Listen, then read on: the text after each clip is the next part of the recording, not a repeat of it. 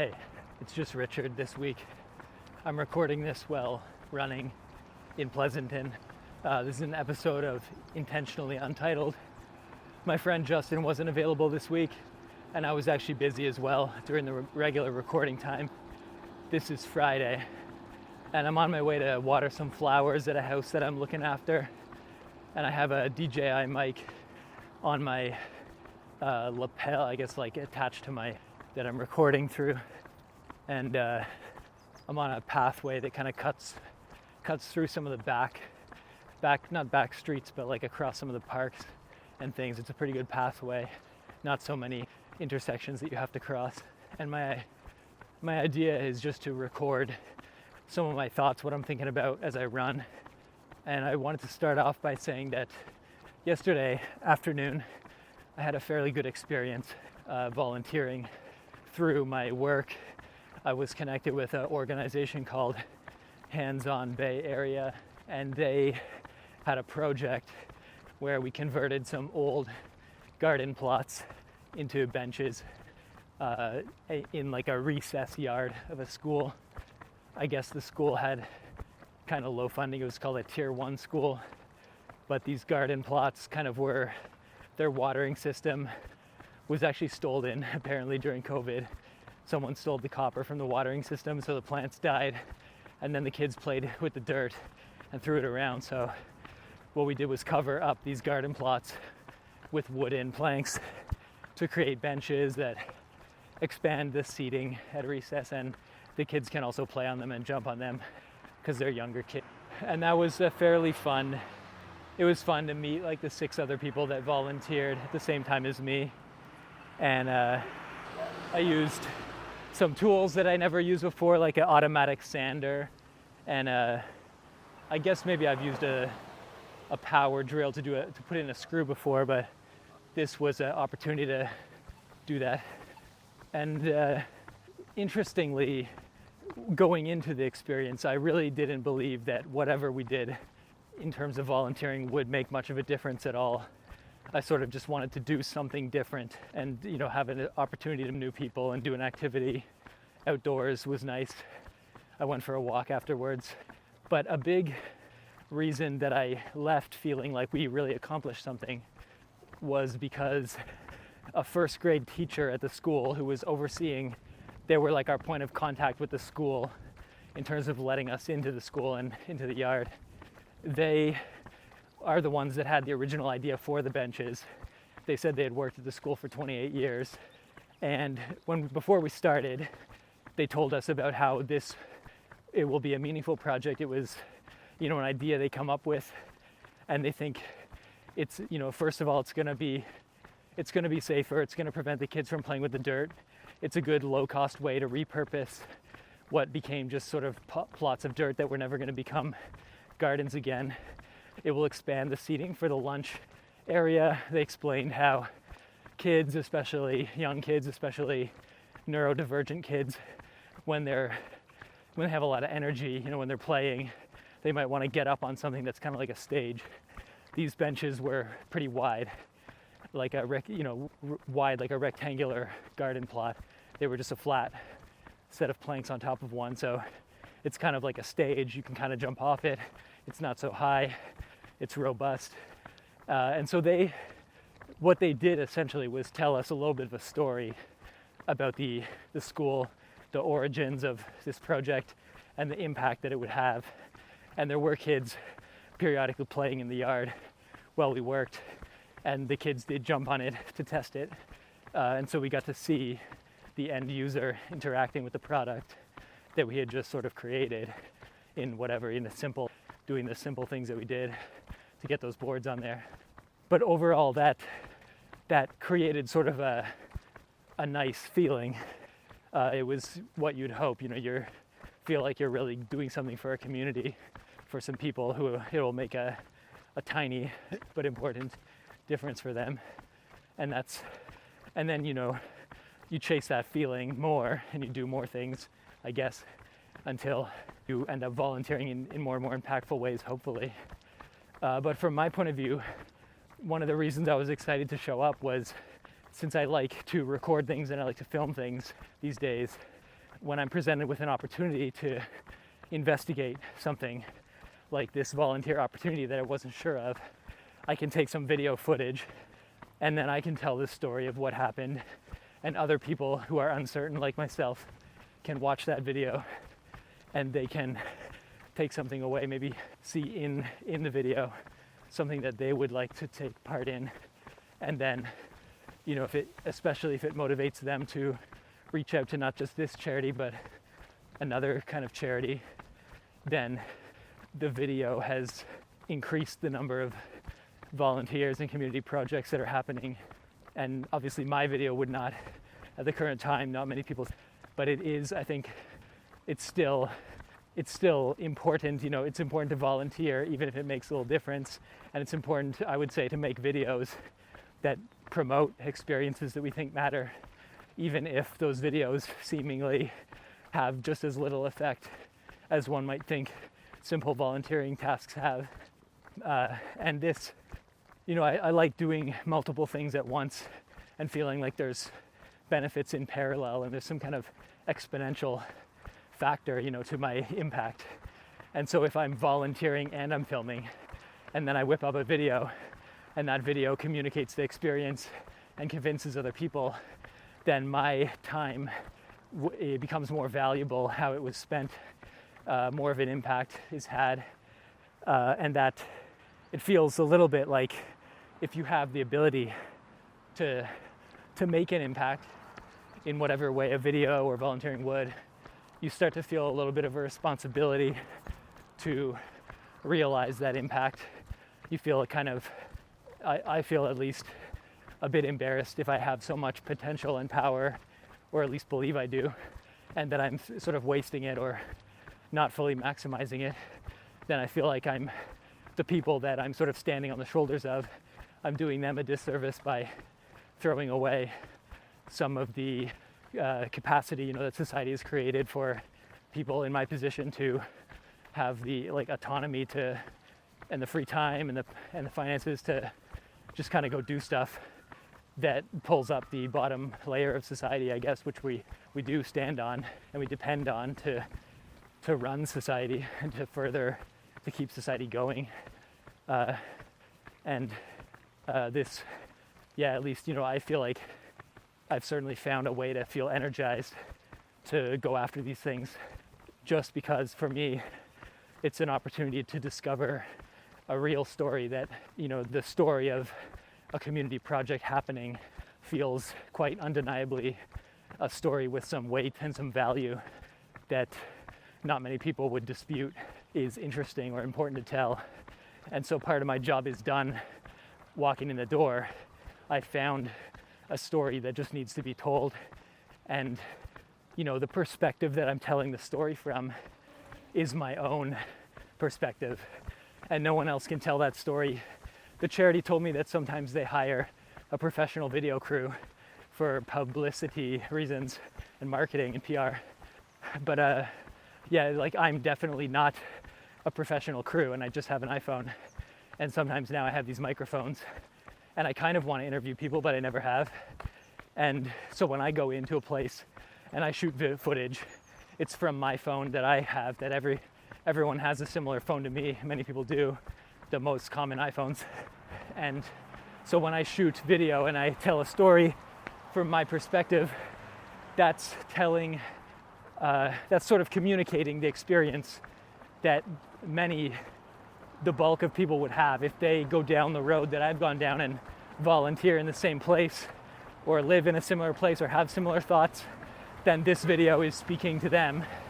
And if other people start making videos, which they have, I've been inspired by videos in the past. If other people make videos like mine, then I'll see those videos and that will expand the number of opportunities and ideas that I have. And so that's been something that's on my mind recently. Just before that volunteer thing yesterday, actually, I took a bus over to the area and I got there an hour in advance because in the hour leading up to when the volunteering started, I had a therapy online session booked And I couldn't have done that session from my apartment and then had time to get to the volunteering. So I had to go in advance. I had to take a bus, get to a nearby community center park, and then do online therapy from my phone over cell signal in the area, which worked fine. But definitely the discussions that I'm having with my therapist right now are sort of along the lines of what I just covered. I'm looking for opportunities to give back and to volunteer, and I'm trying to piece together what I should do or what I'm passionate about. I'm trying to connect that with how I can feel more significance or meaning in my life by using my passions to do things, and largely to give back. That feels like an important thing I should be doing more of. And so I was, for that hour before the volunteering, I was talking to my therapist about the idea of, I show up with what I feel is like some knowledge about how the internet works these days and how it's, I would say, powered by video. And I sort of arrive at this organization that they're focused on doing the projects and getting the projects done.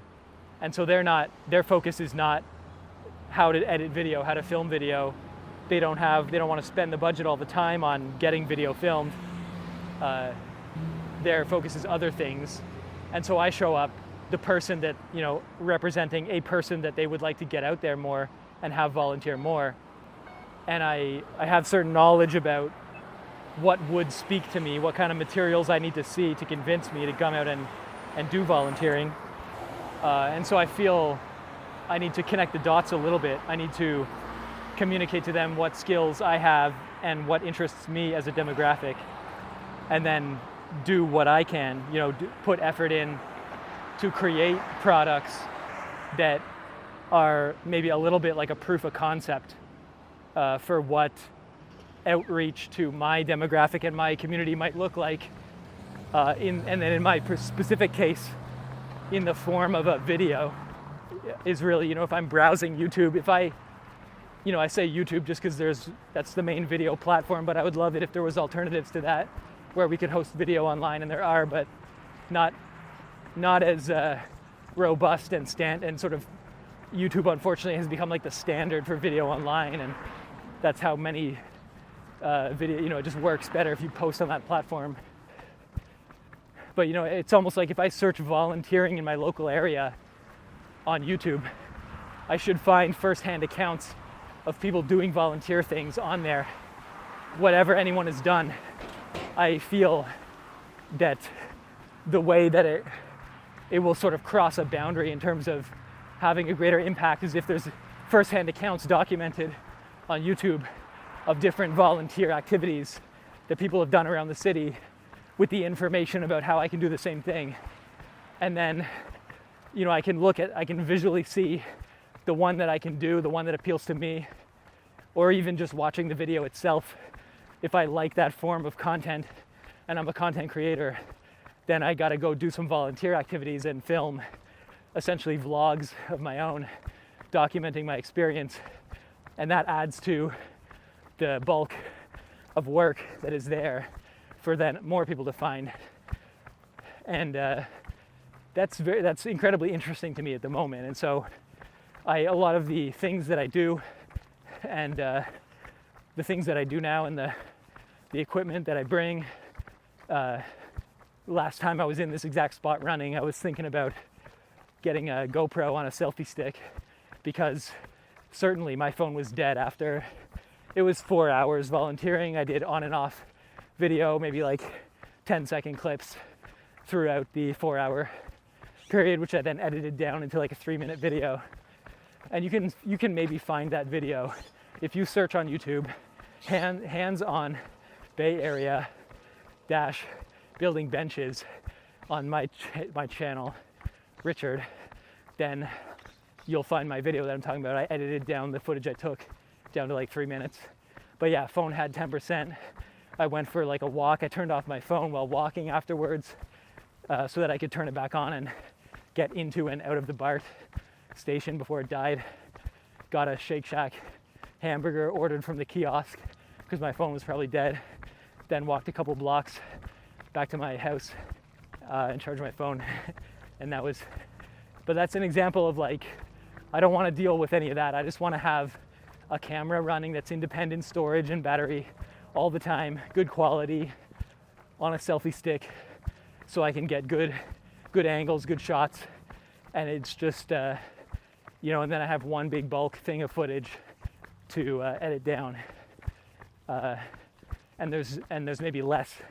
I actually was looking at a selfie stick that branches out into a tripod, the handle does, and that actually seemed pretty cool. There was moments where I had my iPhone in one hand and a sander in the other, sort of filming myself sanding, but putting a GoPro down on a tripod and then, collapsing that into a selfie stick and having the maneuverability of that seems like a much more, turn the camera on and forget setting, rather than the cognitive load, that comes with filming and also trying to volunteer at the same time, and also talking with other people. And something that I thought is quite interesting that I tell my therapist, that I've been discussing with them, is that I've been watching the show The Rehearsal by Nathan Fielder. And that show, many people with autism, and I think I can resonate with some of the symptoms of autism, but I don't think I have any sort of diagnosis myself. But many people from that community like The Rehearsal, because rehearsing, and the rehearsal is all about in-depth rehearsing of a social situation before it happens. And that really appeals to a certain community. And I realize that in some way I reflect that, because if a person tells me about an opportunity, something I can go do, what I want is to know a lot of details, a lot of in-depth details about the timing and the location and what to bring and where I can store things, and what I can expect in the experience. In order to feel comfortable, I need to know that. And a lot of times you can't get that.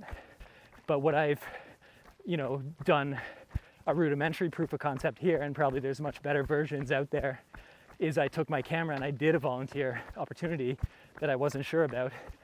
And now there's a record of the things you'll see and what you'll experience during that opportunity. Other people can watch that video and kind of live the experience through me if I've done my job right, if I've communicated well in the video. And once they do that, they'll feel more comfortable doing it themselves. They might be excited to go and do it themselves, because people get excited when you show them something on video. They get excited to go see it in person. So I'm out in Pleasanton, and I know it's about 30 degrees. I like it when my Apple Watch shows me the temperature, but whenever I'm out here, it just has like a blank dash. I know if I tapped on it or whatever, messed with it, it would show me the temperature. But it's just one of those little things that's like, we're promising a lot for technology these days, and certainly we've had the Apple Watch telling us the temperature in the past, but the fact that it still can't, when you go somewhere where obviously it's time to get that info in the way they've promised and been delivering it for a while, and then you just don't get that info, then what was the point of the whole chain? It sort of feels like if you can't, rely on it, if you can't rely on it in the moment, then I'm going to look up the temperature in advance anyways, and I'm going to get in that habit. And if I'm in the habit of doing that, then I don't really need to know the temperature at any point, because I can just always build into my routine the idea of looking it up. But that's like one small example of just like, if technology at a fundamental level, for the simple things that it's been able to do and certainly should be able to do, if we can't rely on it, then there shouldn't be talk of building on it, or like that should be the domain of science fiction, should be talking about what technology could be, and really the conversation and the funding should be going towards making what it's already supposed to be and has been more rock solid and dependable. I don't even, who cares about the real-time updates of the temperature? Just every morning when I wake up, when I take my phone off the charger, download all temperature data for every region around me that, the BART goes to, let's say, and then just play it back over the day. And I don't care if it's a little bit inaccurate. as long as it's like ballpark for what they thought morning of, then you've got all that data offline.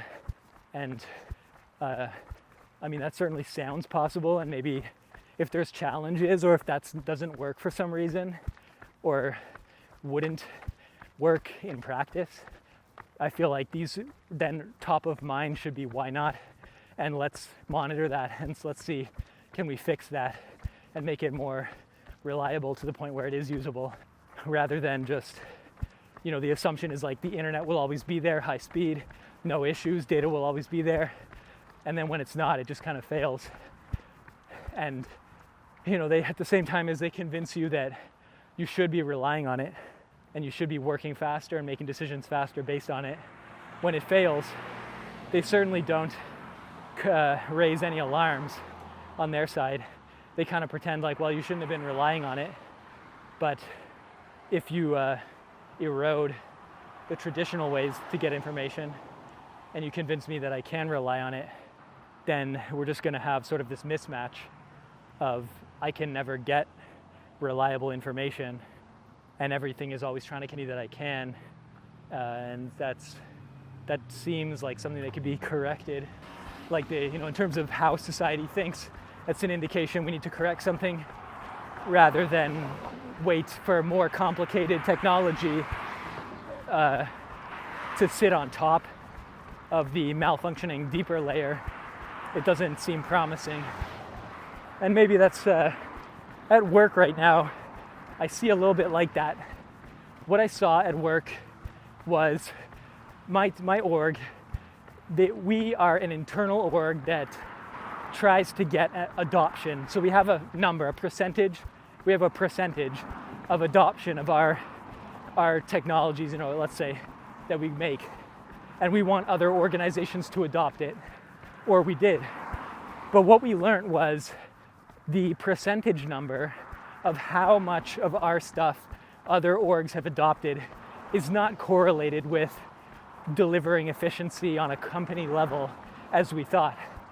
And so we started to second guess ourselves. We thought maybe the most important thing is not getting that number going up, but investigating why exactly the stuff that we're pushing that is part of that percentage adoption is not bringing about success in the way we imagined.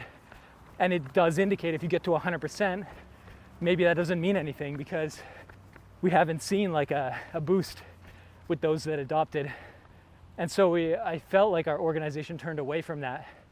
And we had a couple products, of course, during the AI hype, where we started to investigate what if we used AI for this aspect or another aspect of our product. And recently, both of those efforts failed. I would say two big efforts, two very central, very big efforts completely failed, I would say. We got data back that said users are not benefiting from even the first intro, the first few steps we took with using AI to solve these areas. And so they paused those big central pillars, they paused them. And then they said, we're gonna put those on pause for now, and we're gonna think about a way forward.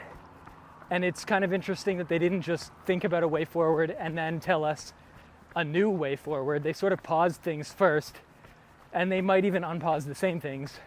But from what I've been saying just now, we have this model of we don't think actually the central percentage that we've been relying on wanting to go up, we don't think that's really going to benefit anyone if it goes up anymore. And we've had failures in main AI efforts, like direct, just asking AI a question and getting an answer back. That doesn't give you good enough answers. But now, the only hint that we've had about what direction we might move forward in next after the pause is AI workflows. And to me, an AI workflow, an AI agent, it can't mean anything other than multiple questions back and forth, maybe automated, maybe the AI is asking itself questions, doing multiple steps. That's just interacting with an AI multiple times. But what we have data on is that the two biggest AI efforts that we underwent failed, and we paused them. And so if one interaction from a user to an AI isn't good, then why would multiple interactions that all could be bad, stacking them, why would 2 wrongs make a right? Essentially, we don't really have reason to believe that would have any value, especially given the evidence that we have that led to us pausing. And even if, and here's the fun part, is like when you can say, even if everything I just said, that we have all this data that says we shouldn't be doing what we're about to do, even if that was the opposite, and it was propelling us to do in this direction, and we were having massive success, then what that would mean at the moment is that percentage of adoption would go up, and we already have data that says that doesn't matter, and that doesn't lead to the outcomes that we want. And earlier in the year, we decided to be outcome focused, and so if the outcome isn't there, then we're just doing it for the metric, and we're ignoring the customer, and we're pumping the metric up, and then we're going to claim success when we had no effect on the outcome. And even the approach, of course, going back to the fundamental layer of, we walked in a certain direction, it didn't pan out, so we paused it, we renamed it, and we walk in the same direction, or we double down, we walk harder in that direction, hoping to break through to some hidden layer of success that the path itself doesn't indicate we're going to get to. That's, I guess that sort of summarizes the part of my brain that's pondering work at the moment, is thinking about.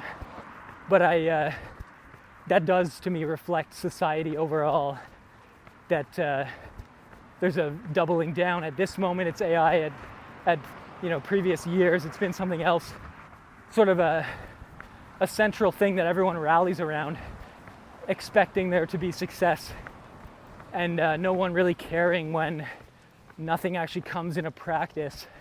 When, like I say, if we just get rid of all that and we just go back to the stuff that was already working and the promises that we already do rely on, let's just further make those like a basic utility, very reliable, very affordable. Let's build like a very solid foundation rather than any discussion or time spent on what could be built on such a foundation if we ever had one. So I'm pretty happy with those thoughts that I've communicated so far.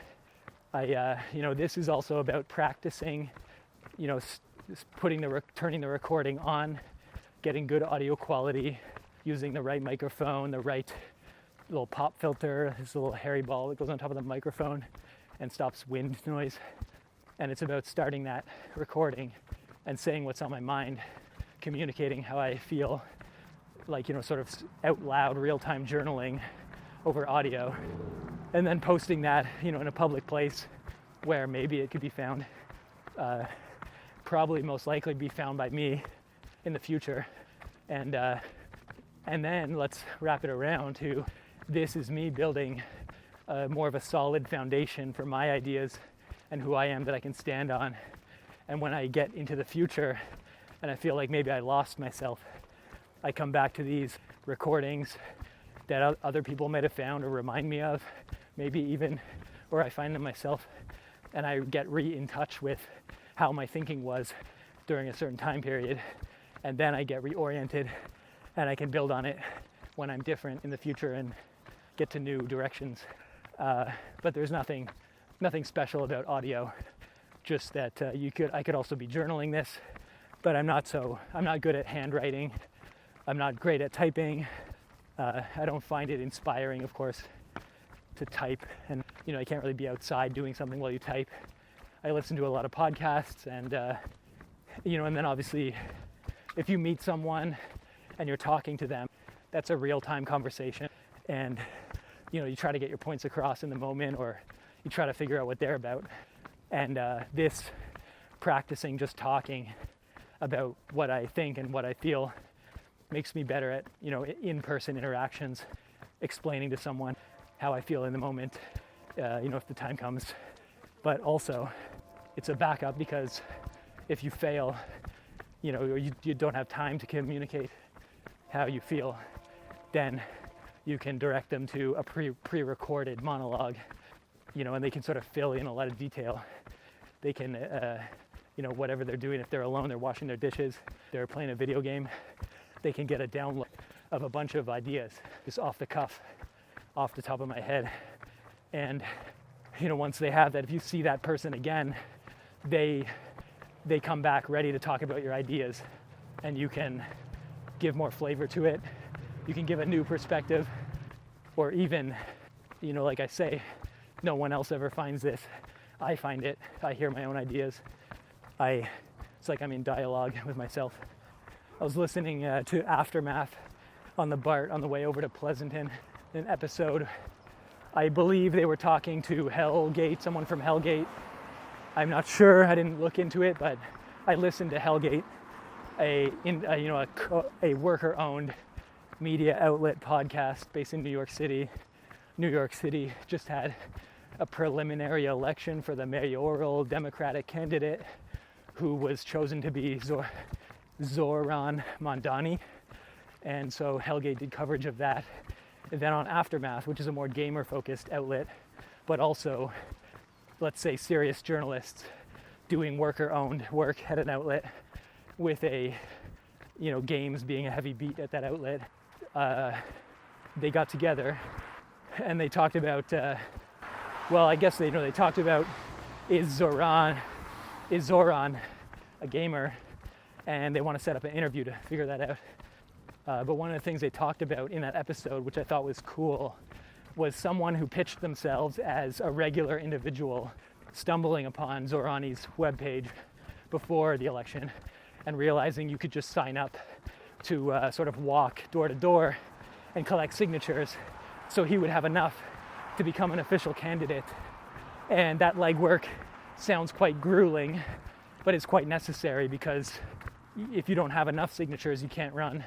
If you have just enough, your opponent can sue you to get rid of some of them, say that they're not valid, and then you won't be able to run. So getting as many as possible and face-to-face contacting people is a way to break through to communities that don't speak English, wouldn't listen to the news, wouldn't know about these issues.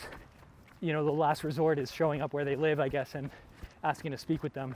And that uncovers new people who wouldn't have voted, and it sort of informs them of the issue.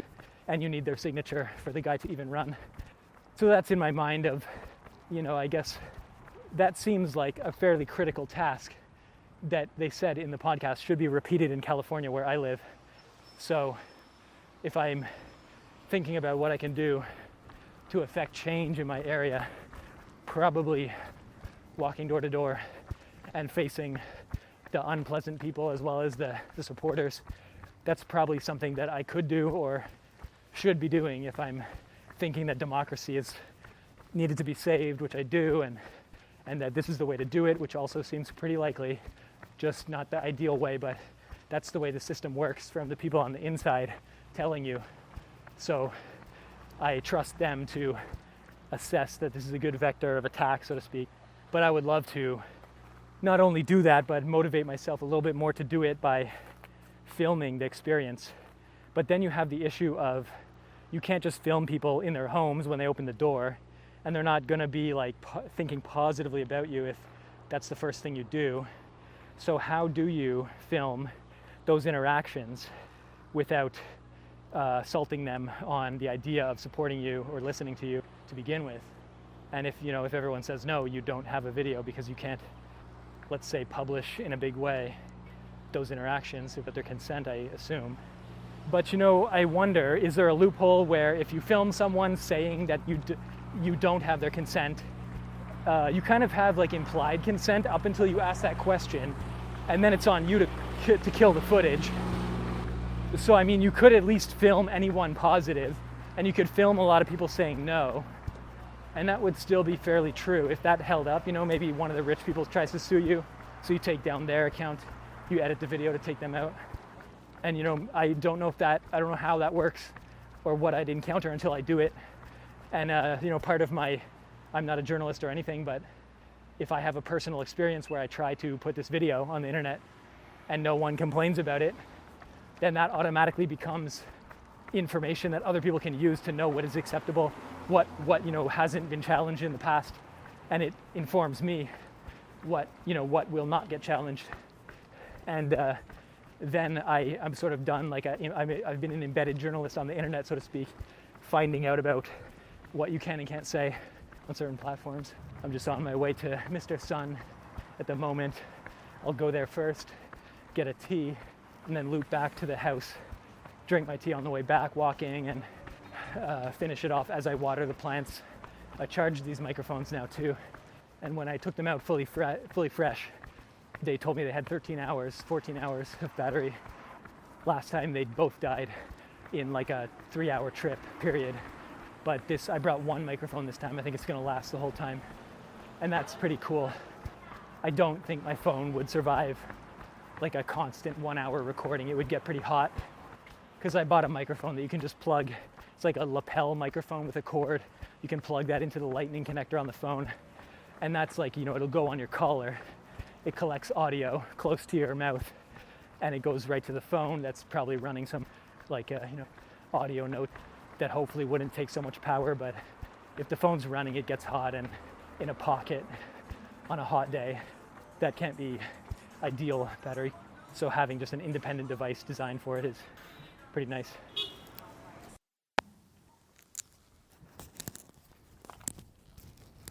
Still pretty hot out. Maybe a stick, I guess I wouldn't.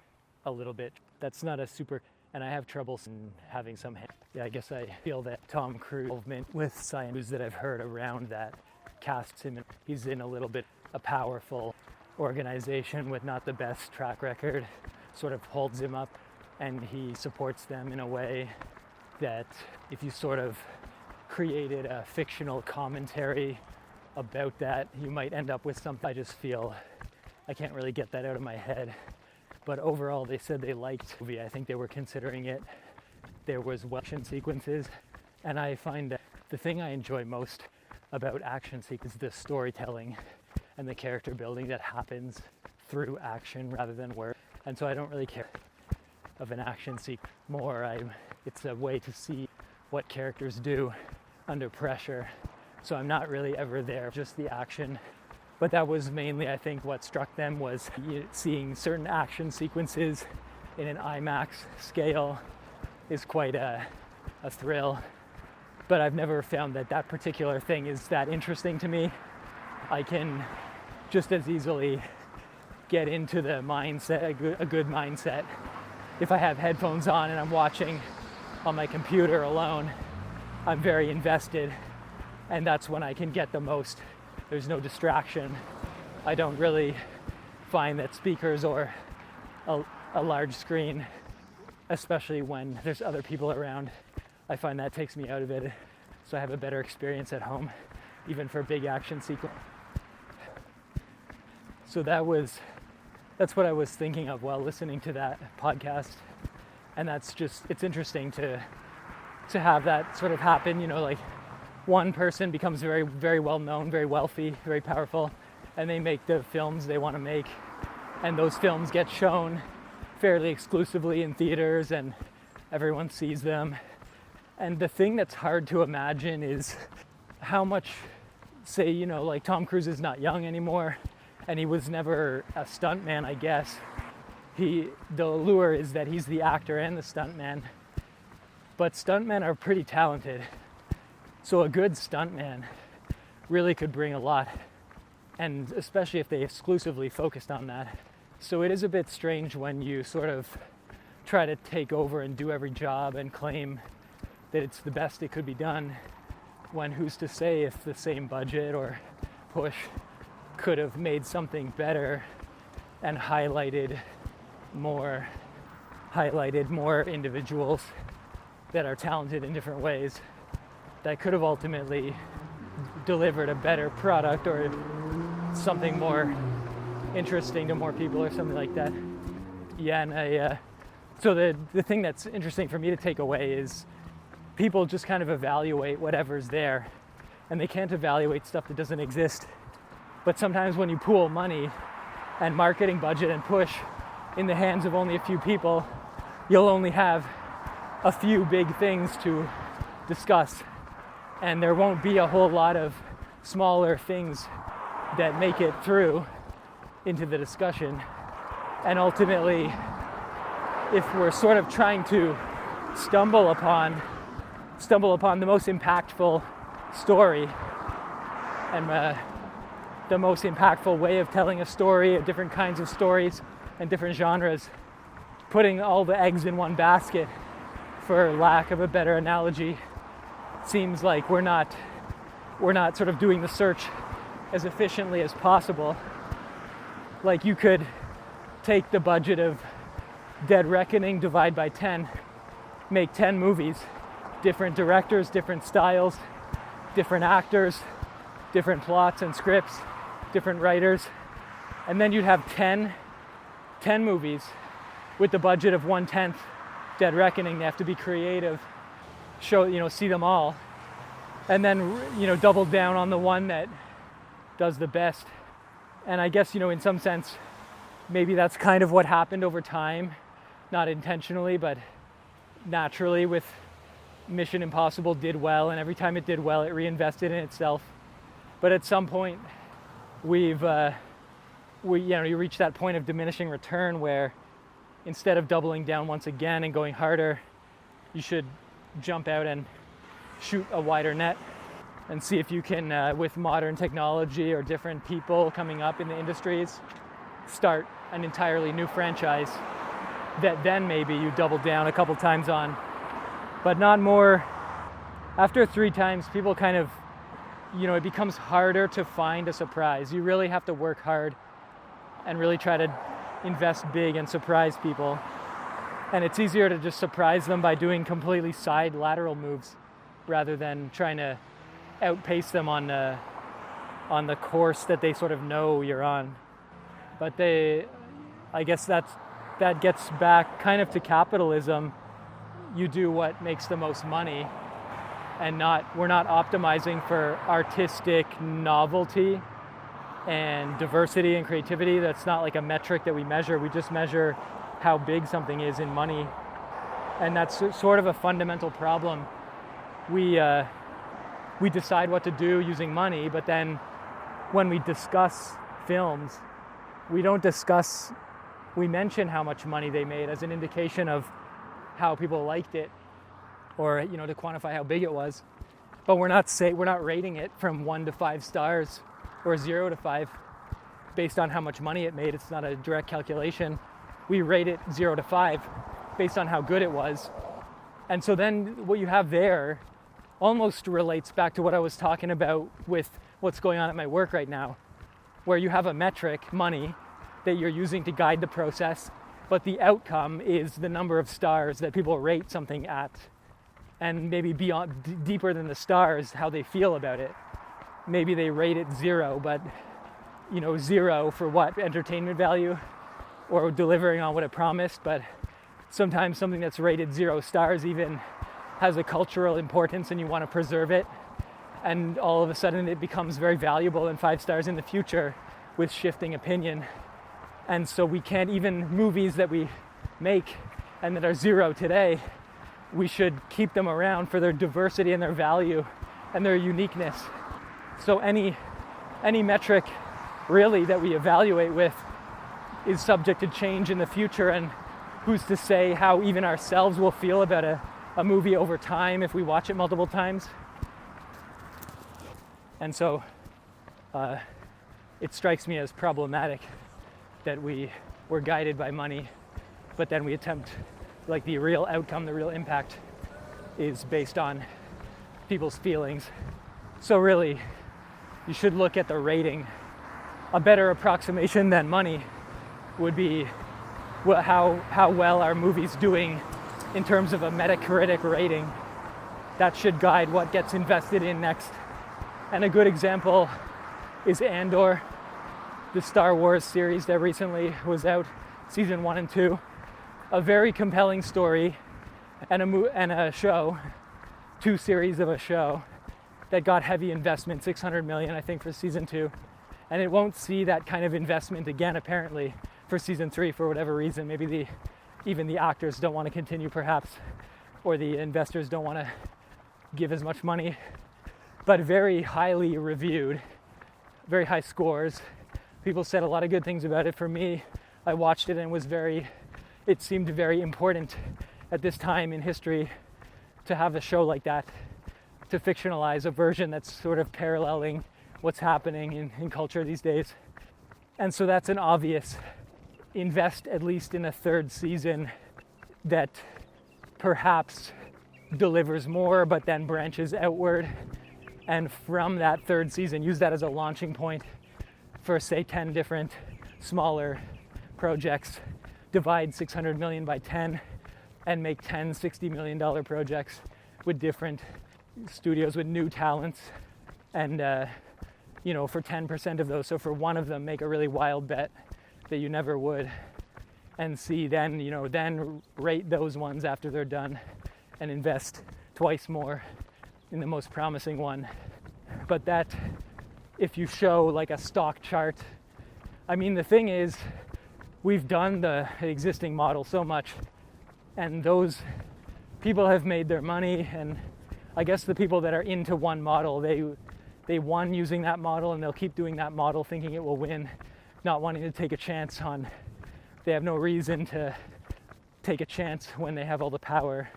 So we don't really get that coming through. But something like Squid Game, for example, seemingly out of nowhere from a different culture, a non-Hollywood studio from what I understand, a Netflix original perhaps, which indicates they gave some investment, but not, I don't think, super well funded originally, but like a masterful series that, it's again a commentary on the important issues of today, which I would say one of them is the class divide and the class war and the struggle between classes. And I don't think you get to a Squid Game, obviously, by iterating on a franchise and existing IP. You make sort of a new one. But you never know you can't predict the pervasiveness of the idea and how many like parody videos and side fan art and things go up online, games that reference it. You can't predict that. But once you see that, you could double down for a version, season 2 or 3. And I guess there's probably something to be said about the number 3, that the initial season, the initial episode is always a pilot. Episode 2 is refining it with more budget. Episode 3 is some kind of conclusion and way forward. But then, when you get, I guess with Mission Impossible, we were at number 7 now. It's a bit unclear. The audience can't really follow the story, and it's collapsing under its own weight. And it really naturally, organically seems that it should explode into, a bunch of seeds like a plant might. Plants don't just grow until they die. The final, in some sense, like a final act is releasing seeds to grow new plants. And it is the diversity that keeps it alive from failing for one particular reason. So that's interesting. I enjoy weaving things together like that, starting with a podcast that I listened to and a big franchise movie that got good reviews, but not the best people are involved, and it doesn't make as much sense to double down, and then sort of drawing a parallel to society in a greater sense, and what's going on with monopoly companies and monopolizing innovation, and sort of a few big players taking up all the attention, and then we don't have anything left for the smaller creators or the different creators to innovate in unexpected ways that have success. So I think that concludes that. And then at this point, I've talked about the big things that were on my mind. This is intended to be about a 1-hour episode, and I believe I talked for about 30 minutes on the way here, and so I'll do another 30 minutes on the way back. But at this point, I've said what I had to say about my current thinking in terms of film and how that pushes forward the causes I believe in, and now we examined how capitalism sort of is not perfectly guiding the mediums of today toward what I would consider their most important uses.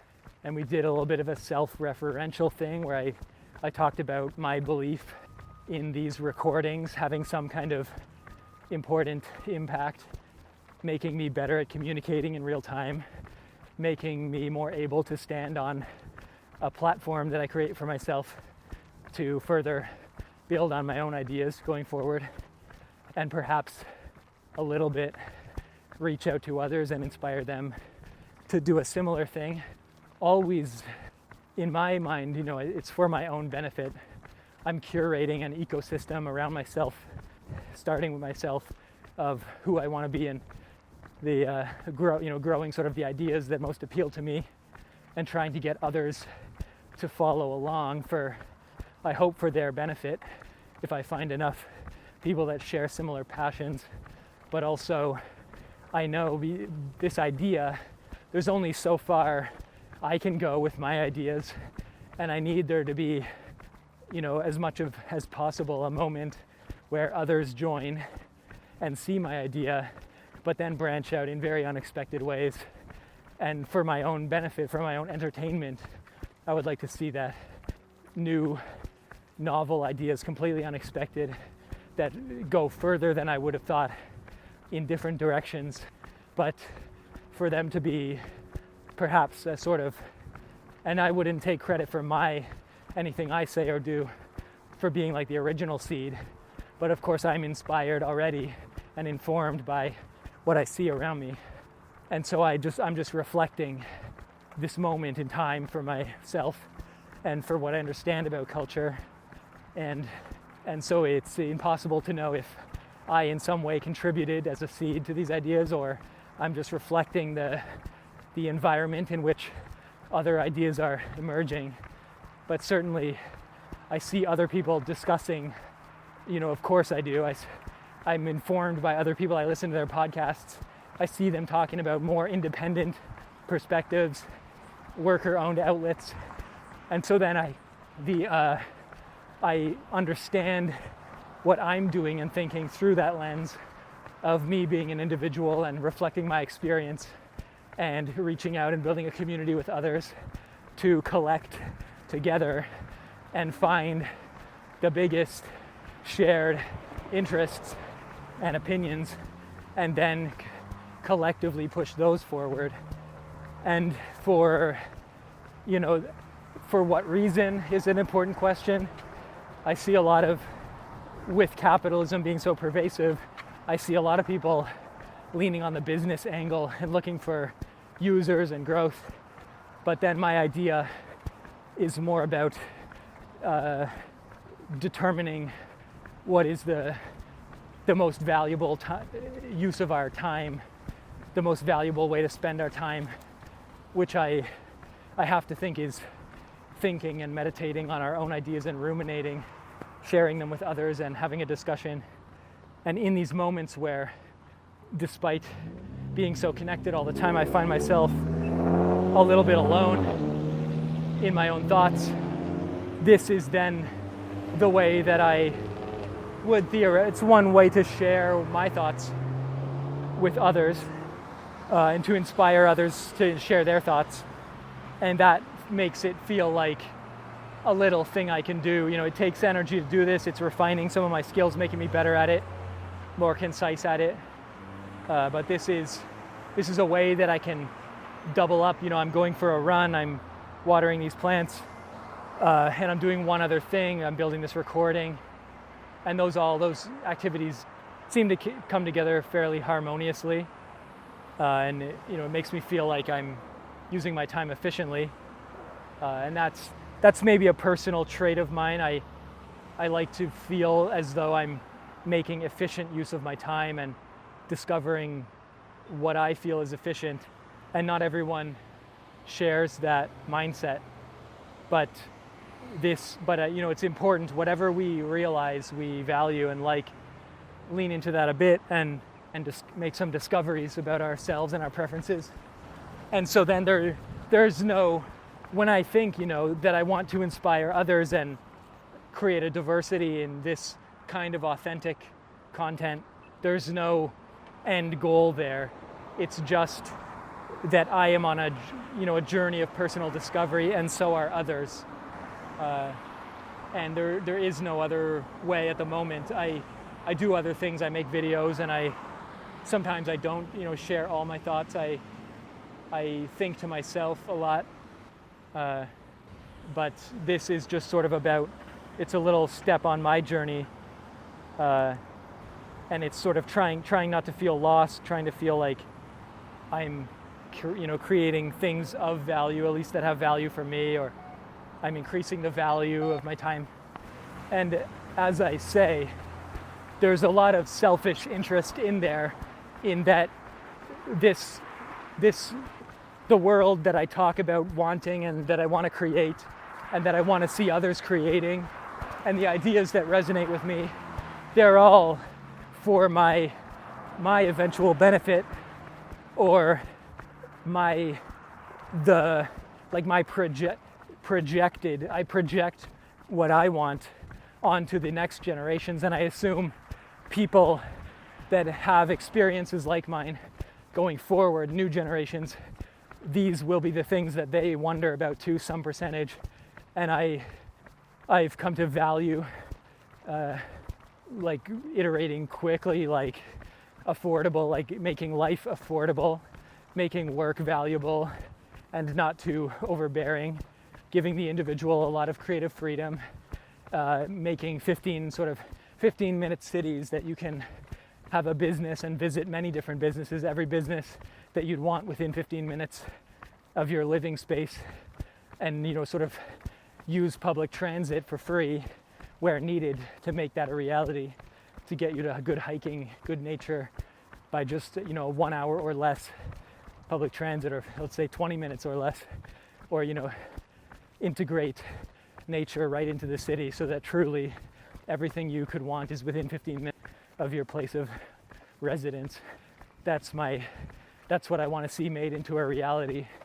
And I assume there's others that inspire me in that mindset, that I've seen their content, and I assume generations to come will want that. And so I say that it's selfish. I wish that it would happen now. And maybe, if you find the right group of people in the right place and you create a 15-minute bubble around yourself, then you do have what you want. And maybe that's achievable if, you get connected with the right network in my lifespan. But hopefully some of this, rambling lays a bit of a foundation for others so that their job is a little bit easier in continuing that whatever momentum is being started towards a life where as many people as possible can live the life that they would want if they could have their desires manifest into a world where as many people as many different kinds of people live as close to a perfectly fulfilling life as possible. And then again, for no particular other than that instinctively feels valuable. So these microphones, how I've used them so far and the audio that they capture, I feel that is a good investment. Someone made these. I heard originally it sort of started as a little bit of a Kickstarter project, or some Kickstarter clone project, where they got backers. They made these portable microphones that have long battery life and recording capability. And then there's been the biggest companies made their version, and they're a couple $100 to get them. And maybe, like I said before, you could get just the little tiny mic for $30 that plugs into your phone. You keep your phone in your pocket and you still have a fairly portable recording device. But they are a good investment, I would say. I certainly have some disposable income that makes these purchases I don't have to worry about it so much. The only thing I worry about is surrounding myself with all the equipment and underusing it completely to do nothing, and then feeling sort of guilty about that, or having, let's say, a lack of constraint. If I have all the options available, I experience paralysis, decision paralysis. I would rather be forced into only a couple options and have to make do, that historically motivates me more to do something rather than switch endlessly between things and never really make a decision on one. So far it's been pretty nice on these runs, recording my thoughts. No one's really around that much. This is a good place for it too. The Pleasanton has at least one 5K trail across the city that's quiet except for the wind, away from cars for most parts of it, away from people at certain hours, and it's kind of the ideal place to just run and talk out loud. It's pretty warm. There's a little main, you can get off the BART, there's a little main street at the end of the 5K. You can grab something to eat or drink, then run back to the BART.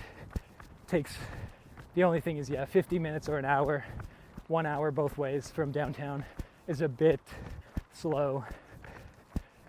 20 minutes, 30 minutes wouldn't be so bad each direction, but the train could be faster, but it makes stops, I guess. But it's a bit prohibitive to travel an hour in both directions. And it makes me wonder too, if I lived in a place like Zurich, which I visited once, with a big train station in the middle and 4 or 5 small towns that you can get to by train, how different my experience might be, feeling surrounded by fairly cheap train fare to get to different towns and different things that are there. Often, about every 4 years, since the end of high school, every 4 years at least, I've moved to a new place. And so I kind of simulate, in each new place, it takes me a couple of years to run everywhere and see everything. And then you kind of feel claustrophobic, not much new going on, not many new experiences. It would be nice to just get on a train and go somewhere different, and that would feel connected at least to the place you live. Getting on a plane or a car, teleporting, it feels to me like not enough connection to the place you live. If you're sort of in a little pod being transported on highways, are not very inspiring places. And planes with all the security checks you have to do, it breaks up the immersion of living in a place and exploring a world. It just feels like almost like booting up a game, like you're just in a different world all of a sudden, not really connected to the place. An interesting concept perhaps is, say there was 2 different towns full of things to do and quite a distance between them, only connected by highways. And let's pick a game like Death Stranding, a package delivery game where it's all about walking and navigating terrain. If you were going to travel from one city to another for a short vacation, you could boot up a Death Stranding level that starts in a model of your city, and then you walk and you build the highways and you deliver the package over, let's say, fairly realistic terrain. And then when you get to the other city, that's modeled in the game as well, but it ends there. And then you get out of the car or the bus or the plane, however you actually got there, and you've developed a sort of continuous experience, a consistent story about the life you lived that happens to have a digital component connecting the two, but there doesn't feel like there's downtime. Maybe you could play such a video game inside of a VR or an AR headset in the vehicle that you use to get between the locations. Maybe there's some kind of time limit mapped into reality. And the danger only is that we start to favor the digital experience and we just make everything digital, and there becomes less and less opportunities to live in the real world. Obviously, we would want to spend, I would say you want to maximize 100% real world would be good, but when it's not possible given current infrastructure, then go digital, but have that digital experience be as connected as possible to the real world to keep you in one frame of mind and make you feel like you're always the one living. That's just a solution to me, what appears to be a problem of people living like dead lives, between locations.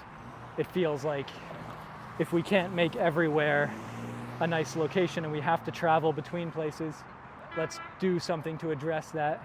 improve our quality of life temporarily before we have a more real solution.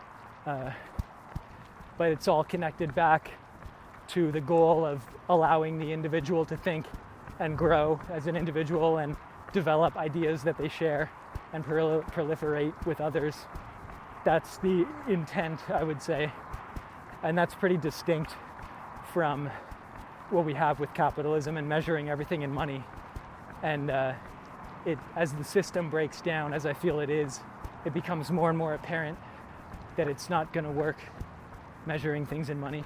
But anyways, I'm at the BART now, so I'll end the recording. Thanks for listening to this episode. Next week on Thursday, I think Justin and I will talk again at the regular time.